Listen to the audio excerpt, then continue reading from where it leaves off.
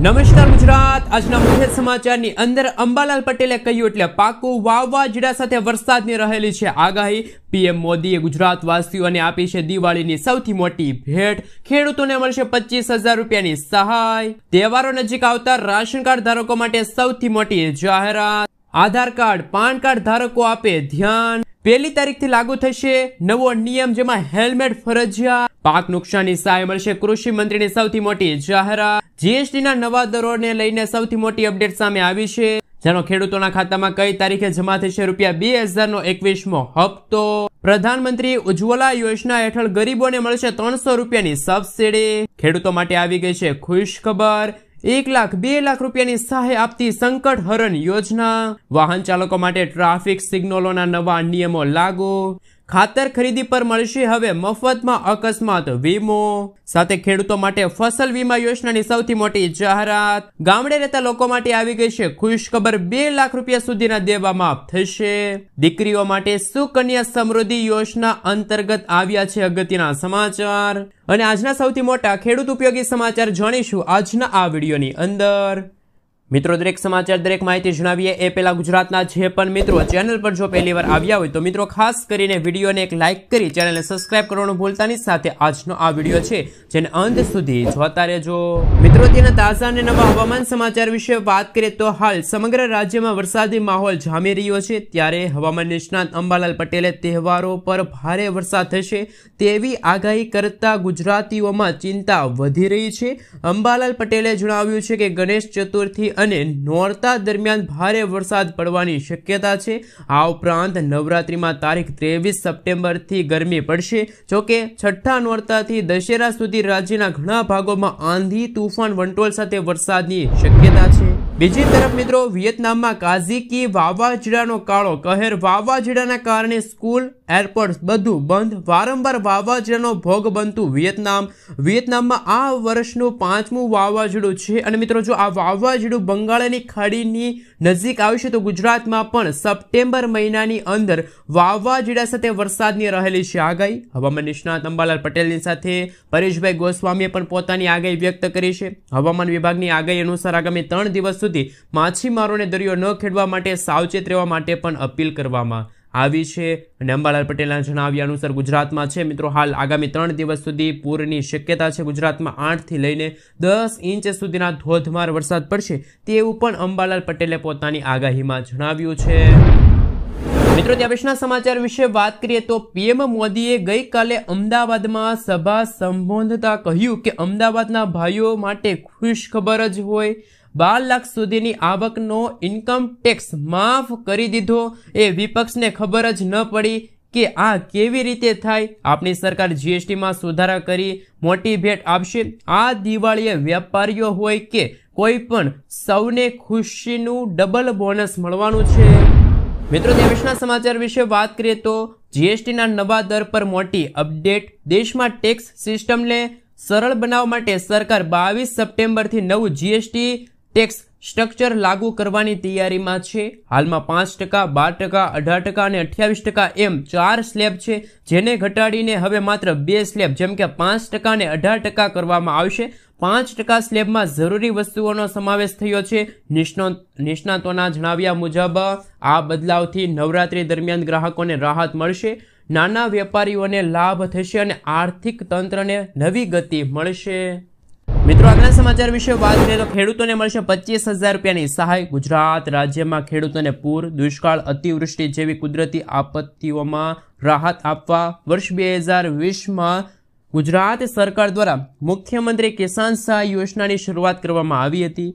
ગુજરાત કિસાન સહાય યોજના અંતર્ગત રાજ્ય સરકાર દ્વારા ખેડૂતોને મહત્તમ 4 હેક્ટર માટે કૃષિ પેદાશોના નુકસાનમાં 33% થી 60% નુકસાન વળતર અપાશે। કુદરતી આફતોના કારણે થતા નુકસાનના કિસ્સામાં ખેડૂતોને 20,000 રૂપિયાનું વળતર આપવામાં આવશે અને 60% કરતાં વધારે ખેડૂતોને નુકસાન થાય તો વધુમાં વધુ 4 હેક્ટર માટે ખેડૂતોને 25,000 રૂપિયાનું વળતર છે આપવામાં આવશે।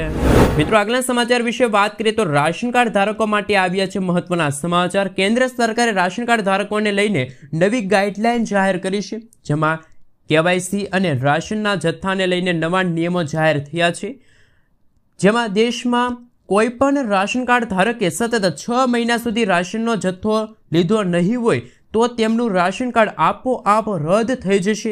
આ સિવાય સરકાર દર 5 વર્ષે KYC કરવાનો પણ આદેશ કર્યો છે।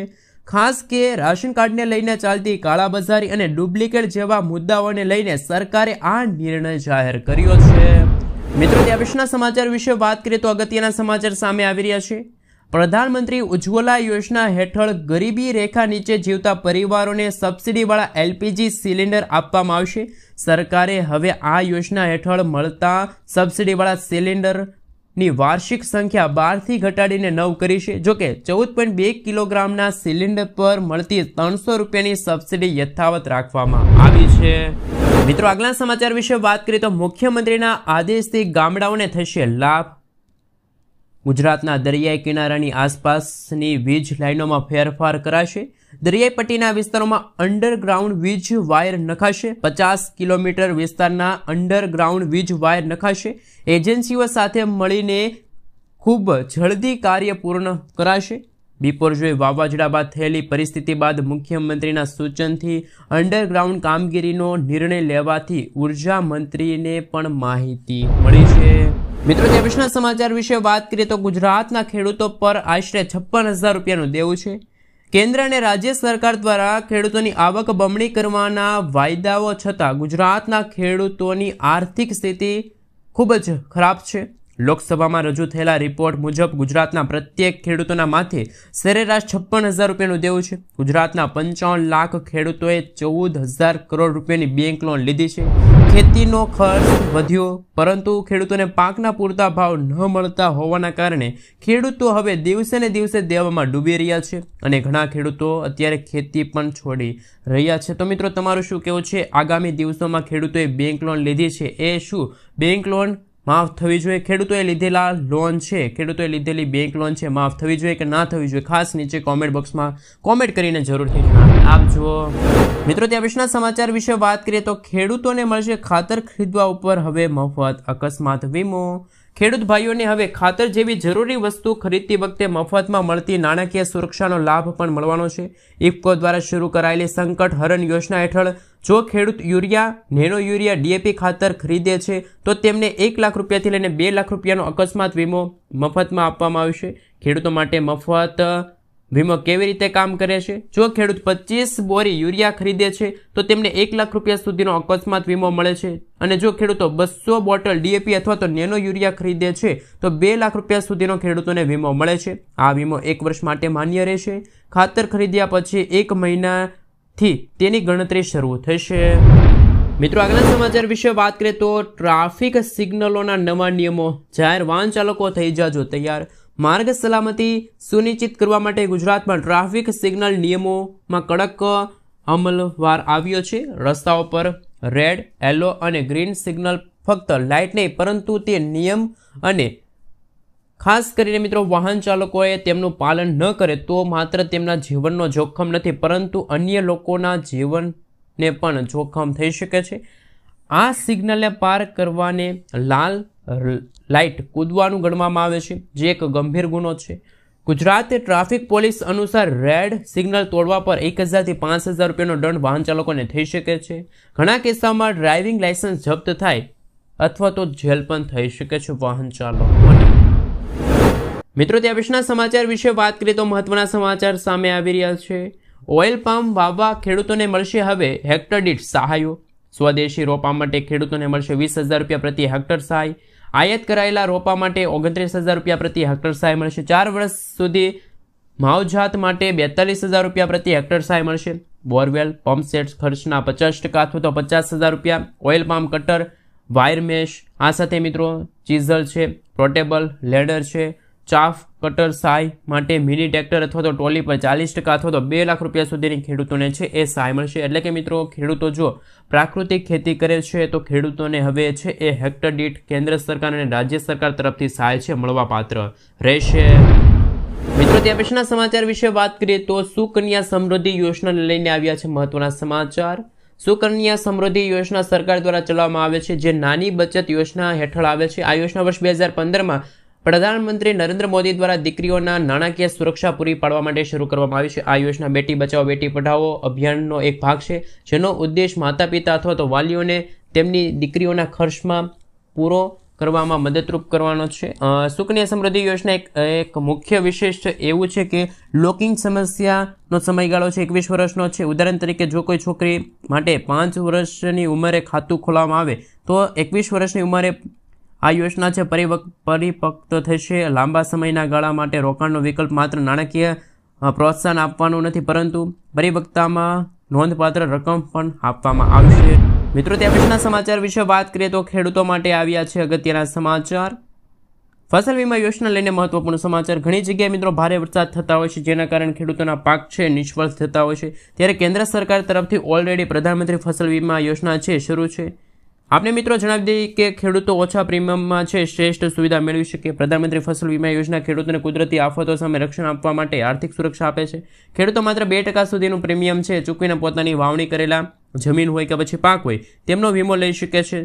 જેમ કે મિત્રો પાકને વરસાદ છે, દુષ્કાળ છે, તોફાન છે, કુદરતી આફતોના કારણે ખેડૂતોના પાક બરબાદ થતા હોય છે, ત્યારે ખેડૂતોને થયેલા નુકસાન થયા પછી ખેડૂતો છે એ 72 કલાક સુધીની અંદર છે નજીકના કૃષિ કચેરી અથવા તો CSC સેન્ટર પર જઈને ખાસ મિત્રો ખેડૂતો છે હેલ્પલાઇન નંબર છે એના ઉપર પણ જાણ કરી શકે છે.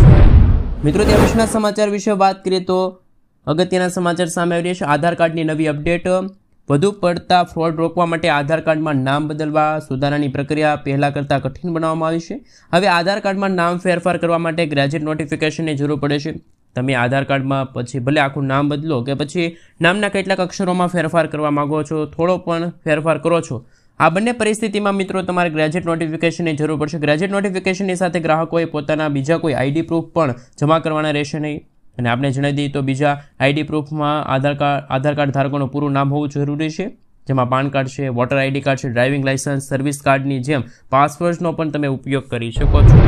મિત્રો, ત્યાં પછીના સમાચાર વિશે વાત કરીએ તો હેલ્મેટ ફરજિયાતને લઈને અગત્યના સમાચાર. રાજ્યમાં GDP વિકાસ સહાય માર્ગે સલામતીને મજબૂત બનાવવા માટે મહત્વપૂર્ણ પગલું ભર્યું અને સમગ્ર રાજ્યના તમામ સરકારી અને ખાનગી યુનિવર્સિટીમાં 2 વ્હીલ લઈને આવતા અને સ્ટાફ અથવા તો વિદ્યાર્થીઓ માટે હેલ્મેટ ફરજિયાત કરવાની જાહેરાત કરી છે. GDP વિકાસ સહાય આ નિર્ણય અમલ કર્યો છે. તમામ યુનિવર્સિટીઓને પરિપત્ર દ્વારા સૂચના આપી છે. આ આદેશ અનુસાર હેલ્મેટ વગર 2 વ્હીલર લઈને આવતા વિદ્યાર્થીઓ અને સ્ટાફને યુનિવર્સિટીમાં કેમ્પમાં પ્રવેશ આપવામાં ન આવે. ઉલ્લેખનીય છે કે નિયમોનું પાલન ન કરનાર કે યોગ્ય કાર્યવાહીનો આદેશ પણ આપવામાં આવ્યો છે. મિત્રો, ત્યાર પછીના સમાચાર વિશે વાત કરીએ તો અગત્યના સમાચાર સામે આવી રહ્યા છે. પાન કાર્ડ ધારકો આપે ધ્યાન.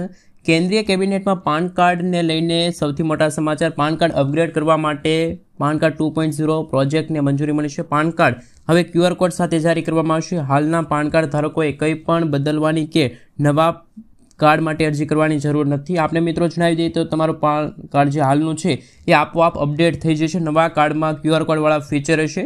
સરકારનો હેતુ ડિજિટલ ઇન્ડિયા હેઠળ પાન કાર્ડ 2.0 યોજનાને લાવવાનો છે. મિત્રો, ત્યાં પછીના સમાચાર વિશે વાત કરીએ તો અગત્યના સમાચાર સામે આવી રહ્યા છે. ટેકાના ભાવે કપાસ વેચવા માટે કિસાન કપાસ એપ છે એ મિત્રો લોન્ચ કરવામાં આવ્યું છે. ભારતમાં કપાસ ઉત્પાદન ખેડૂતો માટે એક મહત્વપૂર્ણ સમાચાર છે. આગામી સિઝનમાં ટેકાના ભાવે કપાસ વેચવા ઈચ્છતા ખેડૂતો હવે કપાસ કિસાન એપ્લિકેશનનો ઉપયોગ કરી શકે છે. ઓનલાઈન રજીસ્ટ્રેશન કરવાનું હશે. ભારત સરકારના કોટન અને કોર્પોરેશન ઓફ ઇન્ડિયા દ્વારા 1 થી લઈને 30 સપ્ટેમ્બર 2025 સુધીમાં રજીસ્ટ્રેશન પ્રક્રિયા હાથ ધરવામાં આવશે. જે ખેડૂતો આ એપ પર રજીસ્ટ્રેશન નહીં કરાવે તેમના કપાસ CCI દ્વારા ખરીદવામાં આવશે નહીં. મિત્રો, ત્યાં પછીના સમાચાર વિશે વાત કરીએ તો અગત્યના સમાચાર સામે આવી રહ્યા છે. એમના વિશે મિત્રો જો વાત કરવામાં આવે તો દેવા માફીને લઈને વારંવાર સમાચાર મળી રહ્યા છે. ગુજરાતના લાખો ખેડૂતો દેવામાં ડૂબેલા છે. ખેડૂતોએ 1 લાખ કરોડ રૂપિયાથી વધારાની લોન લીધી છે. ગુજરાતના 47 લાખ કરતાં પણ વધુ ખેડૂતોએ છે કે જેમને બેંકો પાસેથી લોન લીધી છે. દેશના ખેડૂતોની વાત કરવામાં આવે તો દેશના 16 કરોડ ખેડૂતો પર 21 લાખ કરોડ રૂપિયાનું દેવું છે. દેશમાં સૌથી વધુ જો દેવું હોય ખેડૂતો ઉપર એ છે રાજસ્થાનના ખેડૂતો પર. રાજસ્થાનના ખેડૂતોએ 1.47 લાખ કરોડ રૂપિયાથી પણ વધારાની લોન લીધી છે. ખેડૂતોને લોન આપવામાં ખાનગી અને જાહેર ક્ષેત્રની બેંકો સૌથી આગળ છે. આખા ગુજરાતમાં ખેડૂતોનું દેવું 90,000 કરોડ રૂપિયાના પાર છે. છેલ્લા વાત કરીએ તો મિત્રો 34,000 ખેડૂતોનો સમાવેશ થાય છે. જ્યારે સરકારે 20 થી 25 ઉદ્યોગપતિઓના લાખો કરોડો રૂપિયાના દેવા માફ કરીએ તો ખેડૂતોના કેમ નહીં? ખેડૂતોના દેવા માફ થવા જોઈએ કે ના થવા જોઈએ? ખાસ મિત્રો નીચે કોમેન્ટ બોક્સમાં કોમેન્ટ કરીને જરૂરથી જણાવી આપજો. મિત્રો, ત્યાં પછીના સમાચાર વિશે વાત કરીએ તો જાણો કઈ તારીખે ખેડૂતોના ખાતામાં જમા થશે ₹2,000નો 21મો હપ્તો. 20મા હપ્તાના 2000 રૂપિયા 2 ઓગસ્ટ 2025ના રોજ ખેડૂતોના ખાતામાં જમા કરાવવામાં આવ્યા છે. સરકાર દ્વારા દર 4 મહિને હપ્તો ચૂકવવામાં આવે છે, જેથી 21મો હપ્તો હવે સપ્ટેમ્બરથી લઈને ડિસેમ્બર મહિનાની વચ્ચે જમા થાય તેવી શક્યતા છે. લાભ મેળવવા માટે ખેડૂતોએ ઈ-કેવાયસી કરાવવું પડશે, આધાર બેન્કિંગ લિંક હોવું જોઈએ અને જમીન વિગતો અપડેટ હોવી જોઈએ. તેવા ખેડૂતોના ખાતામાં જ રૂપિયા 2000નો હપ્તો છે મળવાપાત્ર રહેશે.